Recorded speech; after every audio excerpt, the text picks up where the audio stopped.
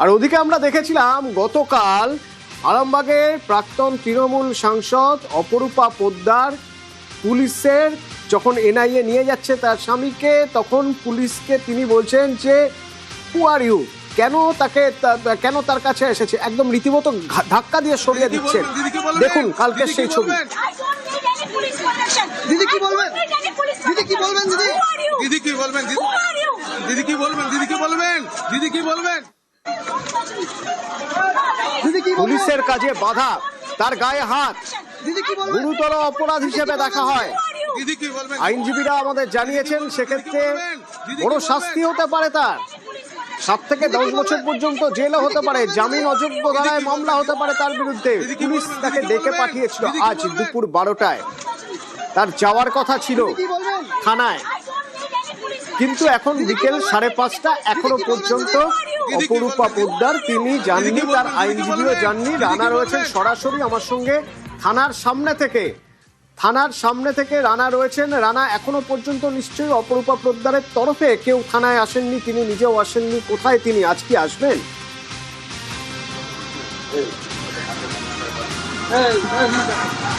একদমই তাই অতনু। দেখো, গতকাল যে ঘটনা আরামবাগের প্রাক্তন সাংসদ অপরূপা পোদ্দার উনি করেছেন, যেটা আমাদের নিউজ 18 বাংলায় এক্সক্লুসিভলি দেখাচ্ছে যে পুলিশের সাথে তিনি কিভাবে দুর্ব্যবহার করেছেন, পুলিশের গায়ে হাত দিয়ে ধাক্কা মারছেন, তার যে রণমূর্তি চেহারাটা কিন্তু সেটা কিন্তু স্পষ্ট ধরা বলেছে।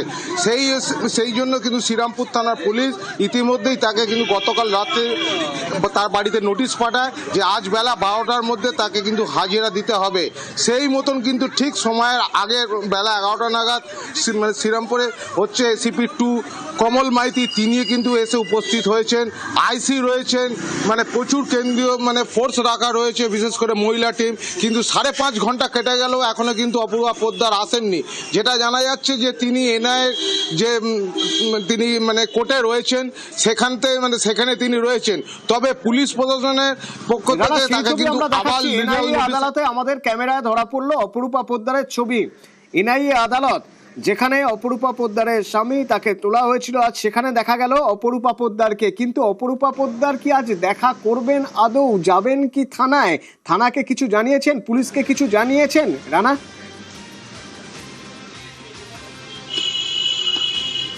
হ্যাঁ, দেখো এখনো পর্যন্ত কিন্তু শ্রীরামপুর থানাতে কোনো কিছু উনি খবর পাঠাননি বা তার কোনো আইনজীবী পর্যন্ত আসেননি। তবে পুলিশ যেটা জানা যাচ্ছে যে চন্দননগর কমিশনারেট সুনীল কুমার যাদব কিন্তু স্পষ্ট ভাষায় জানিয়ে দিয়েছেন আজকে উনি যদি না আসেন, এরপরও কিন্তু তাকে একটা লিগাল নোটিশ পাঠানো হবে। কারণ আইন মেনেই কিন্তু সমস্ত কাজ হচ্ছে। কারণ গতকাল যিনি যে ঘটনা ঘটিয়েছেন সেটাই কিন্তু একদম স্পষ্ট, সেটা ছবিতে ফুটে উঠেছে। অতএব অপরূপা পোদ্দারকে যেভাবেই হোক তাকে শ্রীরামপুর থানায় কিন্তু হাজিরা দিতে হবে। ইতিমধ্যে 5.5 ঘন্টা কেটে গেল, যেটা সূত্রের খবর যে উনি হয়তো কলকাতা থেকে এনআইএর যে ব্যাংসাল আদালত থেকে তিনি কিন্তু শ্রীরামপুর এই থানাতে তিনি হাজিরা দিতে আসতে পারেন। পুলিশ কমিশনার সুনীল কুমার যাদব কি বলছেন শুনবো। 12টার সময় ওনাকে অ্যাপিয়ার করতে বলা হয়েছিল শ্রীরামপুর থানায়। আমরা অপেক্ষা করব, তারপরে যদি না হয় আমরা নেক্সট ফার্দার লিগাল স্টেপ নিয়ে আবার একবার নোটিশ ইস্যু করব। তিনি তো আইন অমান্য করেছেন, পুলিশের কাজে বাধা দিয়েছেন, সেই হিসাবে সেটা নিয়ে মামলাটা হয়েছে। এই পরবর্তী পদক্ষেপ কি হতে চলেছে? লিগাল অ্যাকশন হবে, যা হবে লিগাল অ্যাকশন হবে। বেআইনি কিছু হচ্ছে না, আইনের পথে চলবে, যা হবে লিগাল অ্যাকশন হবে। তো লিগাল অ্যাকশন কোন কারণে? এই যে ছবি দেখছেন, এই কারণে গতকাল 2023-এ রামনবমীর মিছিলে অশান্তির অভিযোগে যাকে গ্রেপ্তার করা হয় তিনি অপরূপা পোদ্দারের স্বামী। গতকাল এনআইএ যখন তাকে গ্রেপ্তার করে নিয়ে যাচ্ছে তখনকার ছবি এই। পুলিশকে কাজে বাধা দেওয়া, পুলিশের গায়ে হাত তোলা, যার জন্য তাকে ডেকে পাঠানো হয়েছে থানায়, কিন্তু এখনো তিনি যাননি। দিদি কি বলবেন? দিদি কি বলবেন? দিদি কি বলবেন? দিদি কি বলবেন? দিদি কি বলবেন? দিদি কি বলবেন?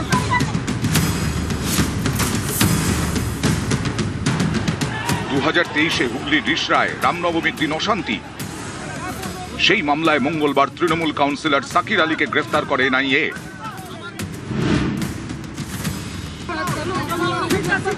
স্বামী গ্রেপ্তার হতেই মেজাজ হারালেন প্রাক্তন তৃণমূল সাংসদ অপরূপা পোদ্দার। দিদি কি বলবেন? দিদি কি বলবেন? দিদি কি বলবেন? দিদি কি বলবেন? সাকিরের গ্রেপ্তারির পরে অপরূপার বাড়ির সামনে উত্তেজনা তৈরি হয়। বিক্ষোভ দেখাতে শুরু করেন অপরূপার অনুগামীরা। এমন পরিস্থিতিতে সাকিরকে নিয়ে এনআইএ বাড়ি থেকে বেরোতে গেলে উত্তেজনা চরমে ওঠে। মেজাজ হারান অপরূপা। দিদি কি বলবেন? দিদি কি বলবেন? দিদি কি বলবেন? দিদি কি বলবেন?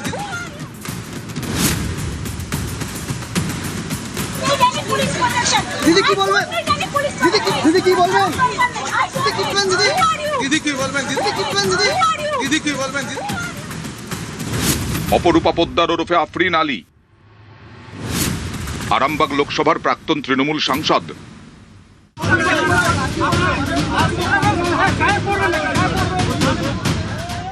মঙ্গলবার স্বামী গ্রেফতার হতেই বাড়ি থেকে বেরিয়ে আসেন অপরূপা। তারপরেই পুলিশের গায়ে হাত। প্রাক্তন তৃণমূল সাংসদের বিরুদ্ধে শ্রীরামপুর থানায় অভিযোগ দায়ের হয়েছে। বুধবার অপরূপাকে তলব করেছে পুলিশ। দিদি কি বলবেন? দিদি কি বলবেন? দিদি কি বলবেন?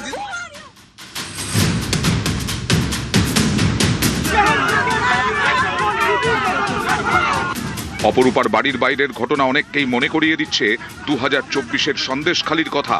সে সময় সন্দেশখালির ত্রাস শাহজাহান শেখকে খুঁজতে গিয়ে আক্রান্ত হতে হয়েছিল ইডির আধিকারিকদের। শুধু ইডি নয়, এ রাজ্যে এর আগে এনআইএও তদন্তে গিয়ে হামলার মুখে পড়েছে। 2024-এর এপ্রিলে বিস্ফোরণের তদন্তে পূর্ব মেদিনীপুরের ভূপতিনগরে যায় এনআইএ। ফেরার পথে লাঠি পাথর নিয়ে হামলা হয় অফিসারদের ওপর। এবার হুগলির রিষড়া। স্বামী গ্রেফতার হতেই মেজাজ হারালেন প্রাক্তন তৃণমূল সাংসদ। পুলিশ কর্মীর গায়ে হাত।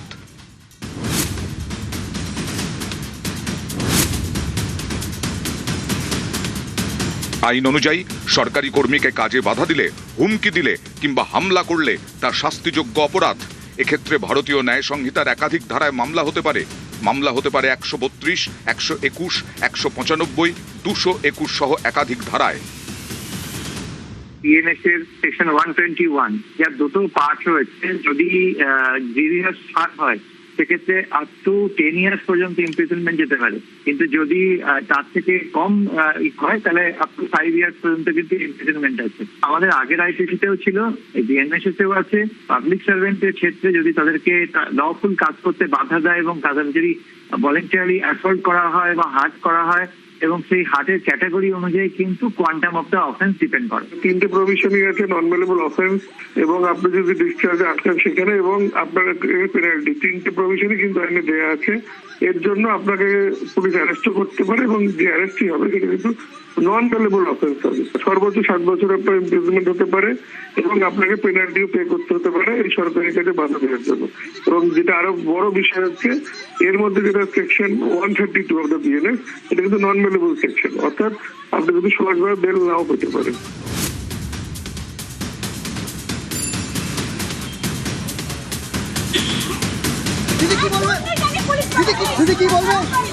নিউজ 18 বাংলা।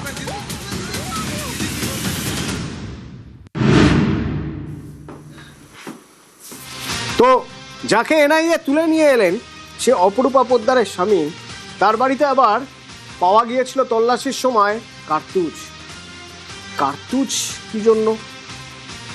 সেদিনের সেই ঘটনায় 2023-এ তার কি ভূমিকা ছিল? রাতভর তাকে জেরা করা হয়েছে। এখনো পর্যন্ত জেরায় কি কি জানা গেল? কোনো তথ্য, কোনো কিছু কি মেনে নিলেন তিনি? জানবো, অনুপ রয়েছে আমার সঙ্গে। অনুপ, এদের গ্রেফতারের পরবর্তী ক্ষেত্রে তাকে রাতভর জিজ্ঞাসাবাদ করা হয়, এবং জিজ্ঞাসাবাদে কিন্তু তিনি একাধিক প্রশ্নের উত্তর এখন দিয়ে যাচ্ছেন। তদন্তকারী আধিকারিক তারা কিন্তু একাধিক বিষয় নিয়ে জিজ্ঞাসাবাদ করেছিল। তার কারণ তার বাড়ি থেকে বিপুল পরিমাণ যে কার্তুজ উদ্ধার হয়েছিল, সেই কার্তুজ রাখার কারণ কি, এবং যদি কার্তুজ রেখে থাকে তাহলে সেখানকার আগ্নেয়াস্ত্র কোথায় রয়েছে, এই সমস্ত একাধিক বিষয়, সেই সমস্ত যখন জিজ্ঞাসাবাদ করা হয় কার্যত তিনি চুপ থাকেন, এবং তিনি একাধিকবার প্রশ্নের উত্তরে জানি না বলে উত্তর দিয়েছেন। কিন্তু এক্ষেত্রে লক্ষ্য করে তার বাড়ি থেকে বিপুল পরিমাণ কার্তুজ গতকাল যখন তল্লাশি অভিযান হয়েছিল জিজ্ঞাসাবাদের পরবর্তী ক্ষেত্রে এই সমস্ত যখন তথ্য নিয়ে তাকে জিজ্ঞাসা করা হয় তিনি কিন্তু প্রত্যেক প্রশ্নের উত্তর এভাবেই এড়িয়ে যাচ্ছেন। এবং অন্যদিকে জিজ্ঞাসাবাদ করা হয় যে 2023 সালে রামনবমীর যে গন্ডগোলের সূত্রপাত, সেই সূত্রপাতের কারণ কি এবং তিনি আগে থেকে কেন এখানে দাঁড়িয়ে উপস্থিত ছিলেন এবং কেন তিনি লিড করছিলেন, এরকম একাধিক প্রশ্নের সম্মুখীন তাতে হয়েছিল। কিন্তু এক্ষেত্রে লক্ষ্য করা যায় প্রত্যেকটি প্রশ্নের উত্তরে তিনি কার্যত এড়িয়ে যান এবং তিনি এই প্রসঙ্গে জানেন না বলে এমনটা অভিযোগ করছেন এবং তাকে ফাঁসানো হচ্ছে বলে তিনি দাবি করেন। কিন্তু এনআইএর পক্ষ থেকে যখন তাকে দেখানো হয় যে একাধিক সিসি ক্যামেরা ফুটেজ থেকে শুরু করে একাধিক ফুটেজ তাদের কাছে রয়েছে এবং তখন কিন্তু কার্যত তিনি চুপচাপ থাকেন। এক্ষেত্রে তদন্তে তিনি এখনো পর্যন্ত অসহযোগিতা করছেন, এমনটাই কিন্তু এনআইএর দাবি। 3রা জুলাই পর্যন্ত এনআইএ হেফাজতে সাকির আলী, 3রা জুলাই পর্যন্ত রাতভর তাকে জেরা করা হয়েছে। এই 20 রাউন্ড কার্তুজের বিষয়ে তার কাছে জানতে চাওয়া হয়েছে। অনুপ, এখানে আমার একটা প্রশ্ন থাকবে যে এই সেদিনের যে ঘটনা 2023-এ রামনবমীর শোভাযাত্রা, সেখানে অশান্তি, গাড়ি ভাঙচুর, পুলিশের গাড়িতে আগুন, এর মাস্টার মাইন্ড কি সাকির আলী, নাকি সাকির আলীর পিছনে আবার কেউ ছিল যারা মদত সাকির আলীকে এই কাজ করিয়েছে, ইন্ধন জুগিয়েছে? সাকির আলী শুধু প্রচুর মানুষ জোগাড় করেছিলেন? মাস্টার মাইন্ড কে ছিল, কারা এই ঘটনার পিছনে ছিল, সেদিন জানতে পারা গেছে? এই বিষয়ে যে জিজ্ঞাসাবাদ গতকাল রাতে তাকে আগ্রহ করা হয়, কিন্তু সে বিষয়ে তিনি কিন্তু কার্যত চুপ থাকেন। কিন্তু তদন্তকারীর আধিকারিক এনআইএ তারা মনে করছে মাস্টার মাইন্ড কিন্তু শুধুমাত্র যে সাকির আলী তাই নয়, পিছন থেকে কিন্তু সমস্ত ভাবটাকে সহযোগিতা করা হচ্ছিল, কারণ নির্দেশ দেওয়া হচ্ছিল, ধরে নির্দেশ দিয়ে দিয়েছিল। সেক্ষেত্রে তাকে জিজ্ঞাসাবাদ করা হয় যে প্রাক্তন যে সাংসদ অপরূপা পোদ্দার তার নির্দেশ কেউ করেছিল নাকি দলের পক্ষ থেকে নির্দেশ ছিল আগে থেকে এখানে লোক জমায়েত করবে, ভিড় হবে এবং সেখানে উস্কানিমূলক মন্তব্য থেকে শুরু করে যে পরিস্থিতি হয়েছিল এই সমস্তটাই পরিকল্পিত। সেক্ষেত্রে তিনি কিন্তু কোনো প্রশ্নের উত্তর দিতে চাননি। কিন্তু এক্ষেত্রে তদন্তকারী আধিকারিক তারা মনে করছে এই যে গোটা ঘটনা ঘটেছিল সেটা কিন্তু পরিকল্পিতভাবে ঘটানো হয়েছিল এবং অন্য কারোর মাস্টার মাইন্ড যেহেতু ছিল এবং নির্দেশ ছিল, যার ফলে কিন্তু সেখানে জমায়েত বা সঙ্গে থাকো, এই মুহূর্তে একটা ব্রেকিং নিউজ।